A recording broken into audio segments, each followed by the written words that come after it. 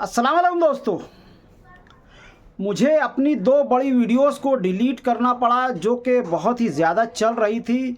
और कल रात को ऐसा क्या हुआ था जो मुझे नहीं पता था और जिसके पता चलने के बाद मैंने ऐसी दो बड़ी वीडियोस को डिलीट कर दिया।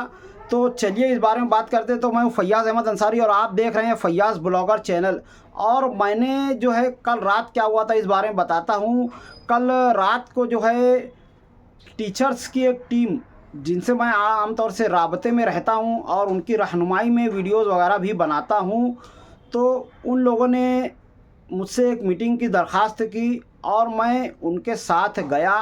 और इस मीटिंग में बहुत ही सरकर्दा और बड़े अफराद भी मौजूद थे। और उनके दरमियान पहुंचने के बाद उन्होंने मुझे बताया कि तुम कितने कीमती हो। मुझे नहीं पता था कि मैं कितना कीमती हूँ क्या है। तो उन्होंने बताया कि तुमने जो ये सच की आवाज़ नाम से जो चैनल बनाया है फैयाज़ ब्लॉगर, और इसके ज़रिए जो तुम शहर के आम आवाम की आवाज़ को डाल रहे हो, सच्चाई को बता रहे हो, जो भी शहर में हो रहा है उसके ताल्लुक़ से बता रहे हो, तो आप अपने इस चैनल को सच की आवाज़ ही रहने दो।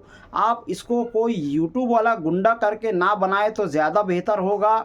और आप जो है बहुत ही कीमती हो, आपका चैनल बहुत ही बड़ा है। इस तरह का शहर में अभी तक कोई चैनल बना हुआ नहीं है।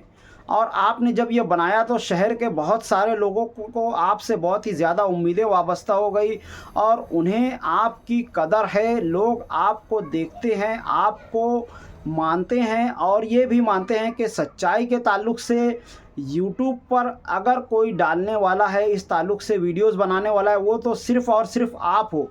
तो आप कुछ ऐसे लोगों की वजह से अपने चैनल का रुख बदल करके कोई यूट्यूब वाला गुंडा या ऐसा ना रखें, ये ज़्यादा बेहतर होगा।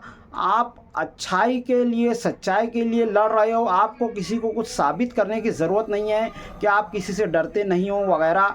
आप 5 महीने से सच्चाई को बता रहे हो, यही आपका सबूत है। तो आप कुछ ऐसे लोगों की वजह से जो है अपने चैनल का रुख ना बदलें।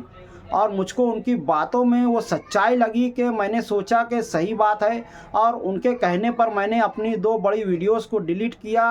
और इंशाअल्लाह आगे से भी मैं जो है किसी एक शख्स को ऐसे टारगेट करके जो है वीडियो नहीं बनाऊंगा, चाहे फिर वो शेख आसिफ साहब हों या शान हिंद साहबा हों या फिर कोई और हो। कोई अगर गलत करता है तो मैं इसे टारगेट करके इंशाल्लाह वीडियो नहीं बनाऊंगा, या फिर कोई सही करता है तो उसको भी मैं टारगेट करके वीडियो नहीं बनाऊंगा। मेरा जो काम है सच्चाई को बयान करना, मैं उसी सच्चाई को बयान करूंगा, इसी तरह से बिना डरे हुए और बिना किसी का नाम लिए हुए, ताकि इस चीज़ को आगे तक जारी रख सकूं। और इस वीडियो के ज़रिए मैं ये बताना चाहूँगा कि इंशाअल्लाह आगे से इस तरह की वीडियोज़ में मैं किसी का नाम नहीं लूँगा, या फिर बाकायदा नाम लेकर के कोई ऐसी वीडियो नहीं बनाऊँगा जिससे किसी की दिल आज़ारी हो।